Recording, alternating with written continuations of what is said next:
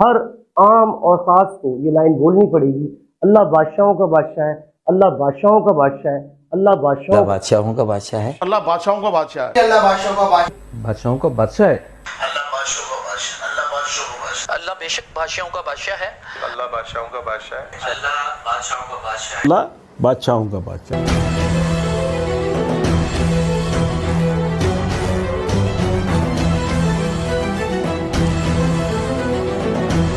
बिस्मिल्लाहिर्रहमानिर्रहीम। अल्लाह बादशाहों का बादशाह है। हेलो पाकिस्तानी से मैं Mohammad rice, political leadership consultant और मोटिवेशनल स्पीकर। हेलो पाकिस्तानी में आज हमारे मेहमान हैं जनाब राव सैफुज़्ज़मान, जिनकी वालिद मोहतरम इस शहर में नवाबशाह में 4 मरतबा चेयरमैन रह चुके हैं। राव सैफुज़्ज़मान C5 के नाज़िम रह चुके हैं। ट्रांसपोर्ट की दुनिया में एक इनका बहुत बड़ा नाम है। होटल एसोसिएशन नवाबशाह के जिले सदर हैं। ट्रांसपोर्ट सेक्टर डिवीजन के जनरल सेक्रेटरी भी हैं। इकाई के स्लोगन से कॉलम भी लिख रहे हैं, एक खूबसूरत शायर भी हैं। इसी तरह कई फलाई तंजीमों से वाबस्ता भी रहे हैं। बिलखसूस गरीब आवाम की आवाज़ को तरजीह देते हैं कि वो ऐवान बाला तक पहुँचे। आज इंशाअल्लाह ताला हम जो है नए कराचियों के ऊपर डिबेट करेंगे और रोशनी डालेंगे कि पीपी का, पीपल्स पार्टी का क्या रोल है। कराची की सियासत को राव साहब किस तरीके से देख रहे हैं। तो बगैर टाइम ज़ाया कि हम चलते हैं राव सैफुज़्ज़मान की तरफ। सर कैसे हैं आप? खैरियत से? अल्लाह का शुक्रिया सर, आपने हेलो पाकिस्तानी में टाइम दिया। जी, मैं समझता हूँ कि हेलो पाकिस्तान जो है वो एक अच्छा तर्जुमान है कराची का और पाकिस्तान की मौजूदा सियासत का। लिहाजा हेलो पाकिस्तान का कि उनकी एक काइंडनेस मुझ पे है कि उन्होंने मुझे इस काबिल समझा कि मेरा इंटरव्यू लिया जाए। ये मैं समझता हूँ कि वो कराची की अच्छी तर्जुमानी ये लोग कर रहे हैं आपकी सरपरस्ती में। तो ये उनकी मेहरबानी कि उन्होंने मुझ जैसे एक आम शख्स को भी मौका दिया। सर ये जो आपने सियासत का जो आगाज़ किया, हादसाती तौर पर आप सियासत में आए या आपके तो बल्कि फैमिली पूरी ही सियासत में रहे? देखें, कोई चीज़ किसी की विरासत नहीं होती और ये दुनिया भर के हवाले से मैं एक बात आपको बता दूँगा, ये कोई चीज़ आपको इनहेरिट नहीं मिलती। अलबत्ता ये कि इसका एक तो तारीख़ी पस मंज़र ये है, मैं रोशनी डाल देता हूँ। इसका एक ताल्लुक़ जीनियाती साइंस से भी है, जेनेटिक साइंस से भी है। मेरे वालिद पॉलिटिक्स में थे, लेकिन अपनी शख्सियत में, अपनी तबीयत में वो पॉलिटिक्स ही के लिए पैदा किए गए थे। तो मैं उन जैसा पॉलिटिशियन तो नहीं हूँ। मैं खुद भी बड़ा मुतासिर रहा उनकी सियासत से और मैंने इंस्पिरेशन ली राव साहब की सियासत से। वो बड़ी मिठास थी सियासत में जो आज नज़र नहीं आती। देखिए, राव साहब अलीगढ़ यूनिवर्सिटी के पढ़े हुए थे और इंडिया से हिजरत करके माइग्रेट करके पाकिस्तान आए थे। तो एक तहज़ीब है अलीगढ़ के तलबा के, उनमें एक तहज़ीब, एक तमद्दुन पाया जाता है जो उनमें भी मौजूद था। और माजी की सियासत में एक रिवायत भी थी, एक शराफत भी थी जो आज हमें अनक्का दिखाई देती है और आज उस सियासत में वो बात नहीं है। मैं ख़ुद भी समझता हूँ कि वो फितरी तौर पे बाई नेचर एक अच्छे पॉलिटिशियन थे। सर ये जो आपने कहा अलीगढ़ की पढ़े हुए थे, तो ऐसे तो ऑक्सफोर्ड से पढ़े हुए इमाम खान साहब, बिलावल साहब, मरियम नवाज साहिबा, उसके बावजूद भी सियासत में इतनी नफरत है। असल में बात ये कि जो पैदाइशी जिन्हें आप कहते हैं कि मुंह में सोना लेकर पैदा होते हैं, गालिबन वो, मैं आप एक शेर में अपनी बात की तर्जुमानी करता हूँ। बंगलों की समत आप बहुत गलत चल पड़े, कच्चे घरों से पूछिए महंगाइयों का दर्द। तो ये जो कच्चे घरों में जो महंगाइयों का दर्द है, इसे समझने के लिए कच्चे घरों में जाना पड़ता है। बदकिस्मती से हमारे जो तर्जुमान हैं, हमारे जो रहनुमा हैं, सियासी रहनुमा हैं, ये पैदा होते हैं महलों में, इनका कभी गुज़र नहीं होता आम बस्तियों से। हमारी बदकिस्मती ये है कि हम 98% होकर भी जब इंतखाब करते हैं अपने नुमाइंदे का असम्बलियों के लिए, तो वो लोग होते हैं जो हमारे मसाइल से वाकिफ़ ही नहीं होते। सर आप 98% की बात कर रहे हैं और 2% की गालिबन आप बात कर रहे हैं, तो ये तो बानी एमक्यूएम का फ़लसफ़ा बयान कर रहे हैं। बानी एमक्यूएम का फ़लसफ़ा तो यही था, इसमें कोई शक नहीं है। कि वो बाज़बान खुद भी इस दावे के साथ मैदान में आए थे कि हम तर्जुमानी करते हैं मुत्तहिदा कौमी मूवमेंट से, उससे पहले MQM से, कि हम 98% जो आवाम है उनकी आवाज़ को उठाएंगे।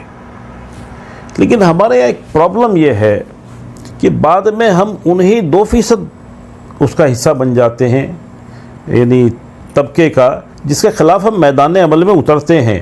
ये नारा लगाकर कोई गरीब वतन पार्टी है, यानी गुरबा के नाम से या गरीबों की आवाज़ बन के जो पार्टियाँ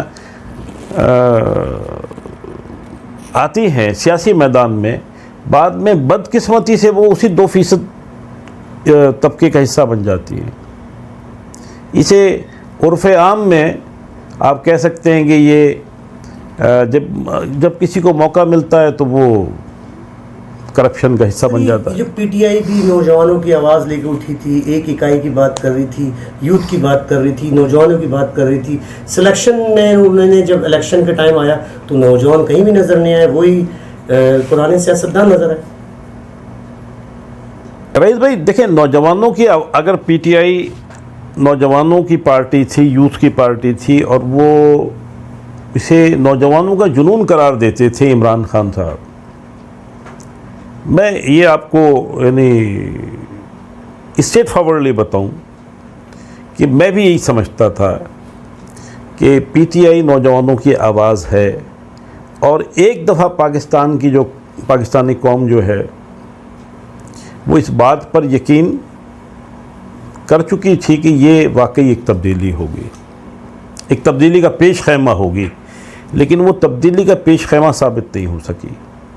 जब उन्होंने अपने लिए फिर अपने उम्मीदवार चुने, उनका इंतखाब किया, तो वो वही लोग थे जो मुताद्दिद पार्टियों में रह चुके थे, और मुताद्दिद पार्टियों से वो कि सैर व तफरी करके तशरीफ़ लाए थे। यानी उसमें आप सारे नाम वही देख लें जो पहले बड़ी जमातों का हिस्सा रहे हैं। नौजवान नज़र नहीं आया जिसके जुनून की इमरान खान साहब बात कर रहे थे। सर, आपकी पॉलिटिकल विजडम है, आप क्या समझते हैं कि PTI को कौन से स्टेप्स ऐसे लेने चाहिए थे जो मुल्क के लिए बहुत अच्छे होते? PTI उसी जवान को उतार देती, 18-20 साल के जवान को मैदान में उतार देती जिसकी बात की थी। PTI ने मेरे नुक्ता नज़र से ये वो अपने आप को भी एक धोखा दिया और नौजवानों को भी एक धोखा दिया। उन्होंने वो उसी 18-20 साल के ना तजर्बेकार नौजवानों में एक विजडम होता है, उनमें एक एनर्जी होती है। अब उन्हीं बूढ़ों को ले आए, उन्हीं को वजारतों में ले आए और काबीना में ले आए जो आजमूदा कार थे, और मैं समझता हूँ कि उनका कोई अच्छा किरदार ना माजी में था और ना PTI में अब है।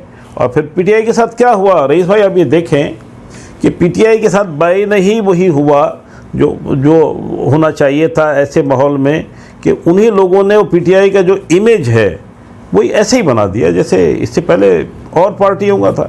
सर, ये जो मैं खुद ज़ाती तौर पर जरदारी साहब की सियासत को बहुत लाइक करता हूँ, उस टाइम वो एहसान हम कभी भी नहीं भूलेंगे। यूथ जो उन्होंने पाकिस्तान खप्पे का नारा लगाया था, उस टाइम जब हालात इतने नाजुक मोड़ पे थे, तो आसिफ जरदारी के होते हुए बिलावल जो है वो डायरेक्शन सही पकड़ रहे हैं या थोड़ी सी रॉन्ग साइड जा रहे हैं? देखिए, एक तो हम अगर ये बात करेंगे डायरेक्शन लेनी चाहिए या उन्हें तो कोई अपनी तरह प्रवास करनी चाहिए, तो डायरेक्शन तो मैं बाप और बेटे की बात नहीं कर रहा। बीइंग अ पॉलिटिशियन जो हैं, आज आसिफ अली जरदारी के मुखालिफ भी इस बात को मानते हैं कि पाकिस्तान की सियासत पे उनकी एक बड़ी गहरी नज़र है। Exactly. PhD करनी पड़ती है। Not being a father but being a politician, उन्हें जरदारी साहब से डायरेक्शन लेनी चाहिए, वो ले रहे हैं, और मेरे हिसाब से वो बिल्कुल सही जा रहे हैं। आपके ख्याल से बिल्कुल सही जा रहे हैं जी। तो इसे रोटी कपड़ा मकान जो पीपल्स पार्टी का नारा था, आपको ये पूरा होता हुआ नजर आया आज तक? देखिए रईस भाई, अगर आप समझते हैं कि 100% तो नहीं, लेकिन एक बड़ी हद तक हमने इसे पूरा होते हुए देखा है। और ये नारा हमारे कायद जुल्फ़िकार अली भुट्टो साहब का नारा है, और ये नारा एक बड़ा अवामी नारा था। बाद में तो ये नारा फिर पूरी दुनिया में फैल गया और पूरी दुनिया ने इस नारे को एक मैनिफेस्टो बना लिया, एक मंशूर बना लिया। तो और अब ये इसमें ज़ाहिर है अभी भी हमारी कोशिश है कि इसी नारे को बरूए कार लाया जाए और एक यानी अमली मैदान में इसे नाफिज किया जाए। तो वो बज़ाहिर तो सर ये होता हुआ नज़र नहीं आ रहा। कराची बैकबोन है, वहाँ तो कोई काम हो ही नहीं रहा। देखिए पहले पंजाब से रेडियस गया, फिर एक वक्त आएगा सिंध से भी रेडियस चला जाएगा, तो पीपल्स पार्टी काम कब करेगी सर? देखिए इस तरह का रेडियस जानना एक मेरे नज़दीक अफसोसनाक बात है, और मैं समझता हूँ कि विफाक को अगर विफाकियत उसमें दिखाई दे तो बेहतर है। तो फिर ये कहा जाए कि जी हर पार जमात जो है वो दूसरी जमात का पता साफ़ कर दे अपने इलाके से, तो फिर बलूचिस्तान में कोई सीट मुस्लिम लीग को ना मिले और सिंध में कोई सीट, अभी कराची में मिफ्ता इस्माइल साहब ने इलेक्शन लड़ा है, तो ये चीज़ तो नाकाबिल फ़हम है कि किसी इलाके से, किसी जमात का, किसी सूबे से उसका जो इस्तेहकाक है उसे ख़त्म कर दिया जाए। बहरहाल लेकिन वो एक वक्त था, और अब दोबारा बड़ी अच्छी कोशिशें हो रही हैं पंजाब में, बलूचिस्तान में, KPK में। अब जरदारी साहब के किरदार को फरामोश, बिलावल साहब भी खुद बहुत एनर्जेटिक है और मैं समझता हूँ कि बहुत अच्छा वक्त गुजार रहे हैं सियासत में, अच्छी अपोजिशन कर रहे हैं। लेकिन सर सवाल ये है कि कराची में तो पीपल्स पार्टी 50 साल से कराची वालों को दिल ही नहीं जीत पाई, इसकी क्या खास वजह है? देखिए 50 सालों में तो पीपल्स पार्टी कराची में नहीं थी। अगर आप देखें तो पीपल्स पार्टी इक़्तिदार में आई है 2008 के इलेक्शन में। उनसे पहले नेमतुल्लाह साहब थे 2001 से 2005 तक, 2005 से 2000 गालिबन 9 या 10 तक मुस्तफ़ा कमाल साहब थे। तो पीपल्स पार्टी को तो मौका मिला, उनके बाद मुस्तफ़ा कमाल साहब के बाद बना, उसके बाद फिर ये मुस्तफ़ा कमाल साहब के बाद आ गए वसीम अख्तर साहब। तो बल्दियात तो पीपल्स पार्टी के हवाले नहीं रही कराची की, सूबाई हुकूमत के हवाले से आप ये कह सकते हैं। तो कराची के कई बड़े बड़े प्रोजेक्ट्स जो हैं, जो इस वक्त भी ज़ेरे अमल हैं और चल रहे हैं, तो वो पाकिस्तान पीपल्स पार्टी की तरफ से हैं, और ग्रेजुअली मैं समझता हूँ कि ये बेहतर होगा। नहीं, इसमें तो कोई दो राय नहीं है कि कोरोना पे भी वज़ीर आला साहब ने बड़े अच्छे रिजल्ट ओरिएंटेड काम, जी मुराद अली शाह साहब ने बड़े बिल्कुल अच्छे काम किए। लेकिन आप क्या समझते हैं सर, ये जो भी PDM बनी थी, इसने PTI पर बहुत प्रेशर दिया था, तो क्या वजह है कि PDM से पीपल्स पार्टी जो है वो अलग हो गई? उसमें आपने भी पढ़ा होगा रईस भाई, ये आपने वही जो बात आप पंजाब के रेडियस की कर रहे थे, इससे पहले वाला सवाल था आपका, ये उसी से मुताल्लिक है। देखिए जब आप बराबरी की सतह पर कोई इत्तेहाद बनाते हैं और आप ये कहते हैं कि इसमें मसावत होगी, लेकिन वो मसावत दिखाई ना दे अमलन, और कोई एक जमात या दो जमातें बाकायदा डिक्टेट करने लगें और वो आपको हुक्म देने लगेंगे ऐसा करें वैसा। पीपल्स पार्टी की एक बड़ी पुरानी तारीख़ है। मैं आज भी फ़खरिया कहता हूँ कि जुल्फ़िकार अली भुट्टो जैसा लीडर किसी जमात में मौजूद नहीं है। मोहतरमा बेनज़ीर भुट्टो जैसी रहनुमा जिन्हें पूरी दुनिया मानती है, आज उनकी तर्जुमानी उनके फर्जंद बिलावल भुट्टो कर रहे हैं और उनकी साहबजादी आसफा भुट्टो ज़रदारी कर रही हैं। बात यह कि इस तरह से ऐसी जमात को जो पाकिस्तान में कई दफ़ा हुकूमत कर चुकी हो और हुक्मरान जमात हो, इस तरह की डिक्टेशन नहीं देनी चाहिए थी, या इस तरह के इल्ज़ामात नहीं लगाने चाहिए। इलेक्शन होता है, वो सेनेट में PMLN ने भी PTI के साथ मिल के लड़ा है, लेकिन एक वाक़े को बुनियाद बना के कह देना कि सिलेक्टेड हैं। 4 दिन पहले हम साथ बैठे थे, इकट्ठे थे, तो उसके बाद इस तरह के इल्ज़ामात जो हैं वो तकलीफ़ देते थे, जिनसे अलहदगी हुई तो नहीं है लेकिन उसका तासुर मिलता है। सर कराची में इतना स्पेस देख रहे हैं MKN के बाद, चले मान लेते हैं किसी ने काम नहीं किया, तो अभी तो पीपल्स पार्टी के लिए बहुत अच्छा चांस था कि वो उसमें काम करती और अपना नाम कमाती, सीटें कमाती। ये जो सीट अलग अपना 249 पे पाकिस्तान पीपल्स पार्टी जीती है, इससे पहले जाहिर है कि वहाँ PTI जीती थी और नंबर 2 मुस्लिम लीग थी, अब नंबर 1 पे भी पाकिस्तान पीपल्स पार्टी है। तो ये जो काम कराया सबूत है इस बात का, कराची में उसी का शाखसाना है। साहब आपकी जो पॉलिटिकल विजडम है, आपके वालिद साहब भी जैसे हमने इंट्रो में जिक्र किया 4 मरतबा जो है वो चेयरमैन रह चुके, आप भी नाजिम रह चुके। कराची की जो सूरत हाल है वो एक बैकबोन है। जैसे कि मैंने एक वीडियो वायरल की थी राव साहब, तो पिछले साल कराची के लिए एक बारिश के सिलसिले में कि कराची जो है वो 70% जो है वो पाकिस्तान को कमा के देता है, 90% सिंध को कमा कर देता है। हमें लासानी से बालातर होकर सिंधी महाजिर सबसे हटकर हमें एक मैं कराची हूँ का नारा लगाना चाहिए मेरे ख्याल में, पॉलिटिकल लीडरशिप कंसल्टेंट की हैसियत से इंशाल्लाह सब सही हो जाएगा। क्या रोशनी डालेंगे आप? मैं कराची हूँ आपका ये नारा एक बड़ा अच्छा नारा है और इसकी बड़ी ज़रूरत है। जैसे कि आपने फरमाया कि 75% रेवेन्यू कराची से फेडरल विफाक को जाता है, लेकिन विफाक से कराची में क्या आता है? ताने। मैंने कभी महसूस नहीं किया कि कराची से जो कुछ जाता है विफाक की तरफ उसका कोई पॉजिटिव जवाब वहाँ से आता है। वहाँ से बस ये टैक्सेस की कलेक्शन की बात होती है। वफा का जवाब वफा से नहीं मिला और हमेशा दगा से मिला। लेकिन सब मेरा मानना ये है कि मैं कराची का मफहूम ये नहीं कि मैं कराची हूँ, आप भी कराची हैं। कराची एक बैकबोन है। जब मैं बिजनेस हब हूँ, जब मैं इंडस्ट्रियल हब हूँ, इकोनॉमिकल हब हूँ, मीडिया हब हूँ, कम्युनिकेशन हब हूँ, तो मुझे तो मेरे कुछ राइट्स मिलने चाहिए। कराची में रहने वाले जितने भी यानी जितने सूबों के लोग हैं, कराची सबकी परवरिश करता है और कराची ने सबको पनाह दी है। वो पाकिस्तान के तूल अर्ज़ से कराची में लोग आते हैं। बात मान ली, पनाह दी, तो उसकी सज़ा कचरा है, उसकी सज़ा हाँ। K4 का मंसूबा है, कोटा सिस्टम है, ये कब हल होंगे सर ये मसाइल मेरे? देखिए मैं तो पाकिस्तान पीपल्स पार्टी में हूँ, लिहाजा मैं अपनी जमात की नुमाइंदगी करूँगा इस हवाले से। कराची की जो हैसियतें आपने अभी जिनका तयन किया है उस हवाले से बिलाशुबा कोई एक मुकाम उसका बनता है पाकिस्तान में और उसको वो हैसियत मिलनी चाहिए। तो पाकिस्तान पीपल्स पार्टी तो कराची में बहुत कुछ कर रही है,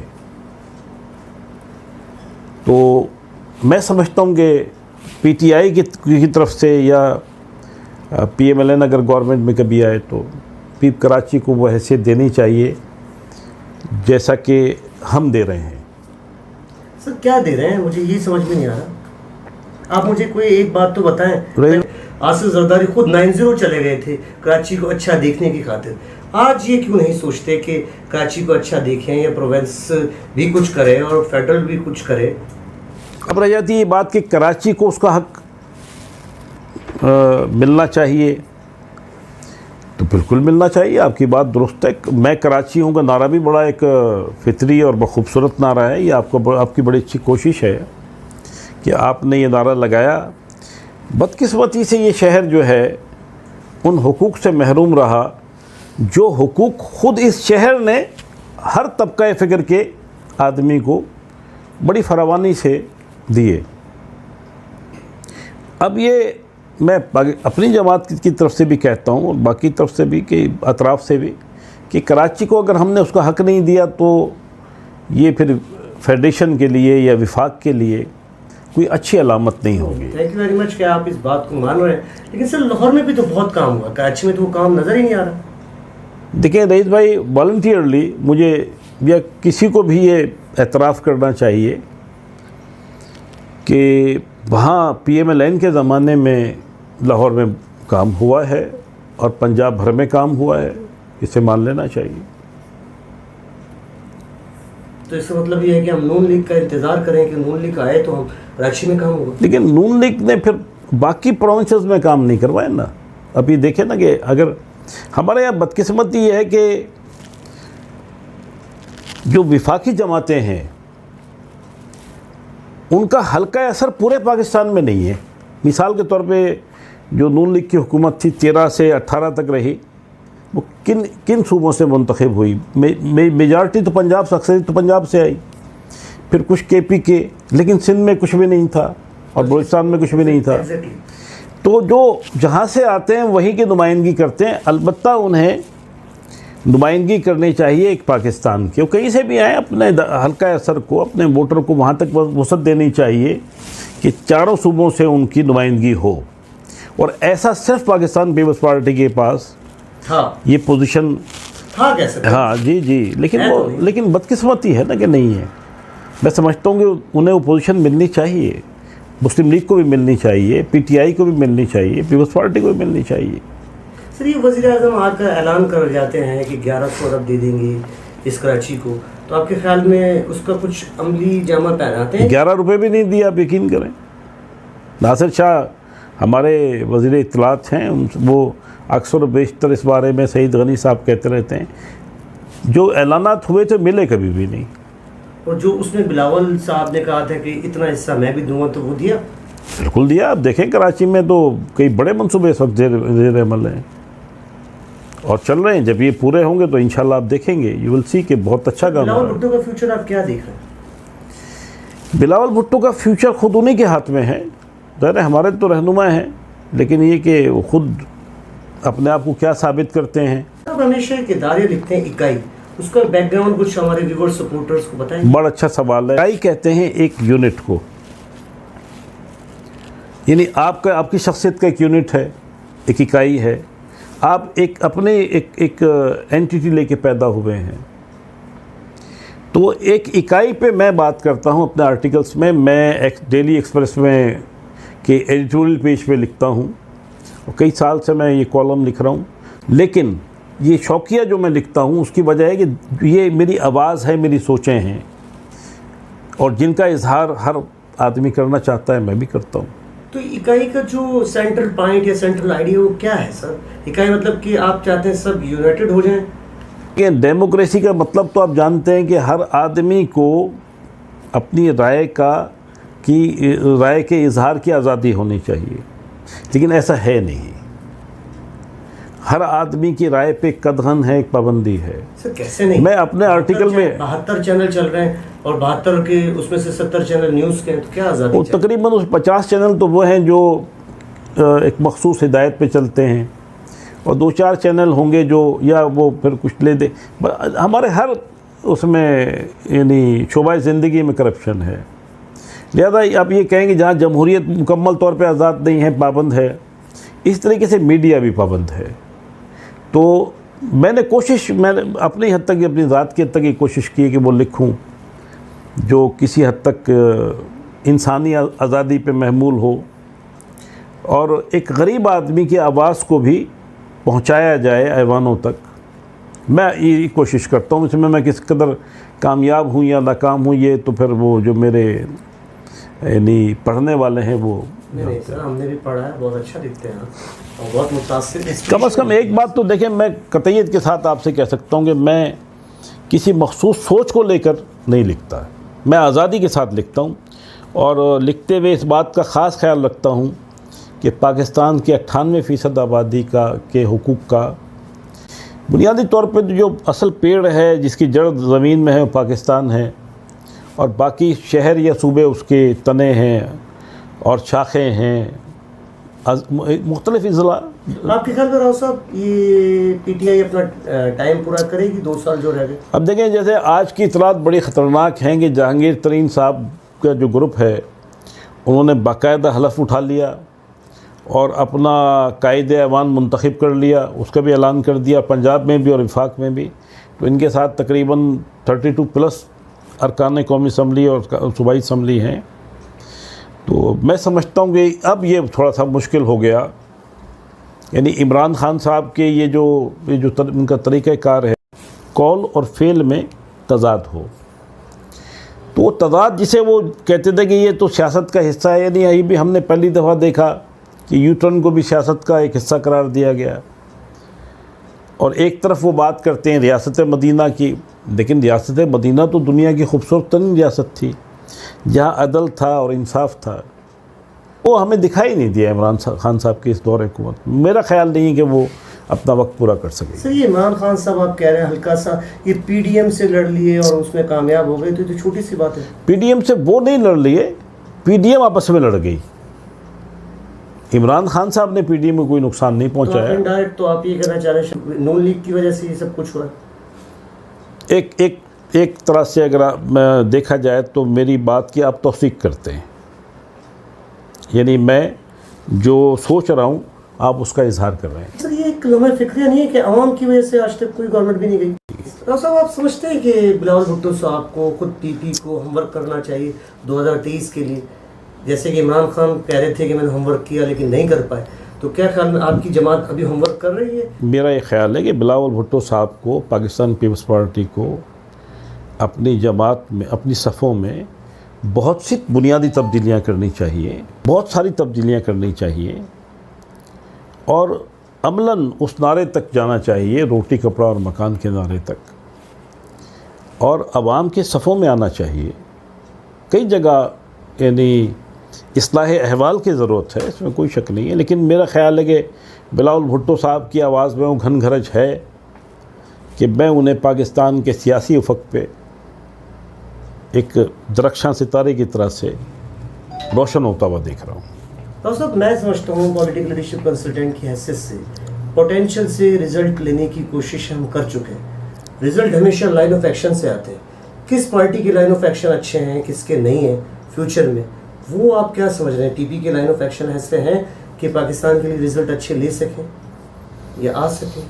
पाकिस्तान पीपल्स पार्टी की जो आपने जिक्र किया सरबराही करते हैं, आई एग्री विद यू, क्योंकि उनके वालिद मोहतरम पोटेंशियल फुल है, जिसे इंग्लिश में कहते हैं, कोई शक नहीं है। अगर उसकी बेस पर पोटेंशियल है, लेकिन लाइन ऑफ एक्शन तो पीपल्स पार्टी के भी शायद इतने अच्छे नज़र नहीं आ रहे। देखिए, ये आपकी तनकीद है और तनकीद का आपको हक है। मैं तनकीद का कोई हक नहीं रखता, मैं अपनी कंसल्टेंसी देखें, मैं उसे जायज़ा कह देता हूँ, जो है सो एडवाइजर के बराबर होता है। जी, अपनी जी, कंसल्टेंसी, मुझे सिर्फ पाकिस्तान की फिक्र है, मुझे कोई सियासत में मेरा कोई हिस्सा भी नहीं, ना मैं सियासतदान हूँ। जी जी, असल में रईस भाई आपका जायज़ा तो कह सकते हैं, तनकीद नहीं तो।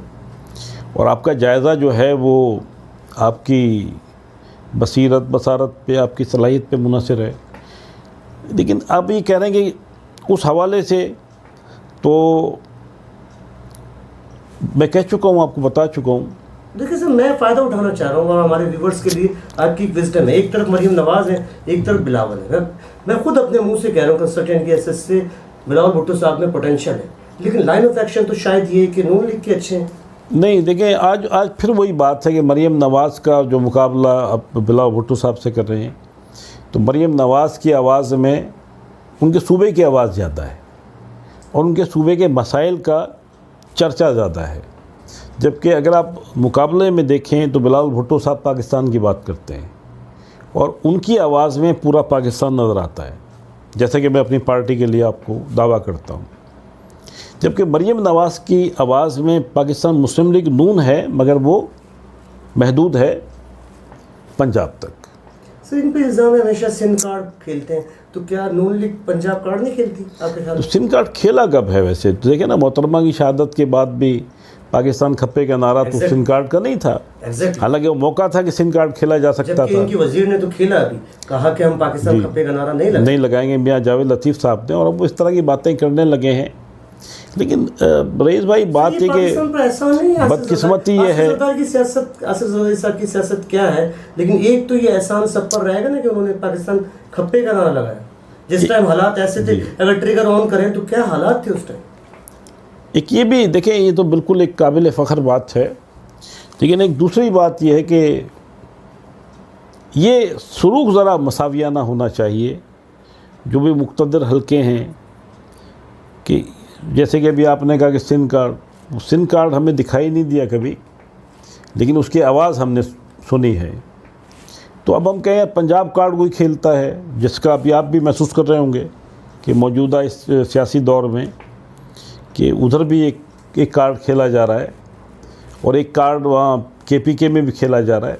हम देखें, अपने अगर विफाक को मेरे कॉलम के उन्वान की तरह इकाई बनाना चाहते हैं तो फिर हमें पाकिस्तान की बात करनी होगी, और हमारे जो मुक़्तदर हल्के हैं उन्हें भी सोचना होगा कि पाकिस्तान को आखिर कैसे कायम रखा जाए, कैसे तरक्की दी जाए। और उसके लिए मेरा मानना यह है कि कराची को फोकस करना चाहिए, क्योंकि वो बैकबोन है। अगर बैकबोन आपकी कमर में दर्द होगा तो सर वो तो फिर आपको पता है कि बैकबोन ही नहीं रहेगी तो क्या रहेगा। इसलिए मैंने अपने तौर पर कह रहे हैं कि मैं कराची हूँ, तो इस नारे पे अमल नहीं किया गया, और पाकिस्तान की सियासत भी कोई खातिर ख्वाह तरक्की नहीं कर सकती जब तक कि कराची को सीरियस ना लिया जाए। अगर अल्लाह करे, अल्लाह मुबारक करे कि बिलावल भुट्टो साहब वज़ीर आज़म बनते हैं, तो हमें कराची के रूप में मिठाई खिलाएंगे, मैं कराची को सपोर्ट करेंगे बिल्कुल इंशाल्लाह। मैं तो आपसे वादा कर सकता हूँ। देखिए, मैं कराची, देखें इंशाल्लाह हमारी दुआएं, हमारी कोशिशें उनके साथ हैं, लेकिन क्या वो मैं कराची पर तवज्जो देंगे, इग्नोर मार देंगे? अभी भी दे रहे हैं, आजकल भी, इन दिनों भी दे रहे हैं।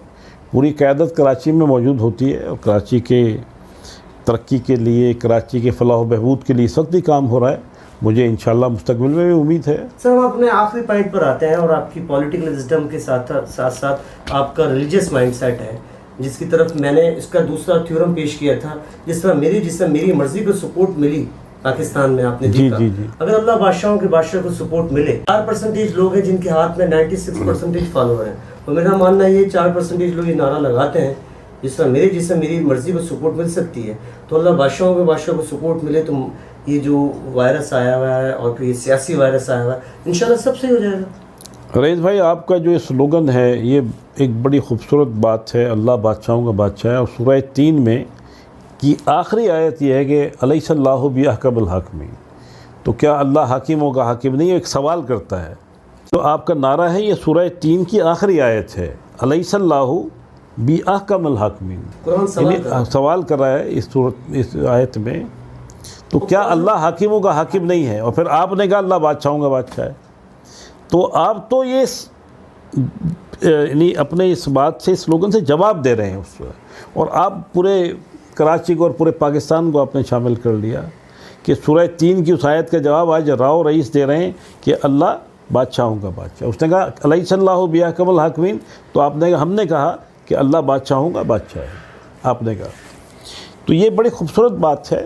एग्जैक्टली। देखिए मेरा मानना ये है कि ईमान एक अलग चीज़ है, बहुत अच्छी चीज़ है, इबादत बहुत अच्छी चीज़ है, लेकिन इस टाइम हमें कनेक्शन की ज़रूरत है। जब ये लाइन हट जाती है तो वायरस आ जाता है, चाहे वो सियासी वायरस हो, चाहे वो भूख का वायरस हो, चाहे वो खौफ का वायरस हो।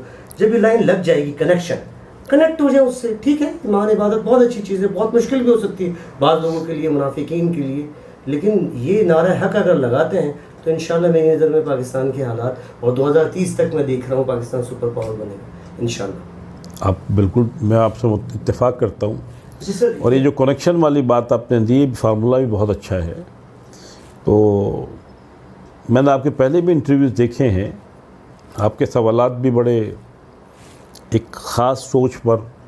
ये सर आपका ज़र्फ है, ये तो आपका ज़र्फ है। मेरा रईस भाई देखें, सूरज अगर रोशनी देता है तो सूरज है ना, और चाँद भी रोशन है तो चाँद कहलाता है। एग्जैक्टली। तो ज़रूर आप में कोई ऐसी अहलियत होगी, सलाहियत होगी कि आज की इसमें मौजूदा इसमें वक्त में बड़े अच्छी शख्सियत आप तक पहुंचना चाहती हैं।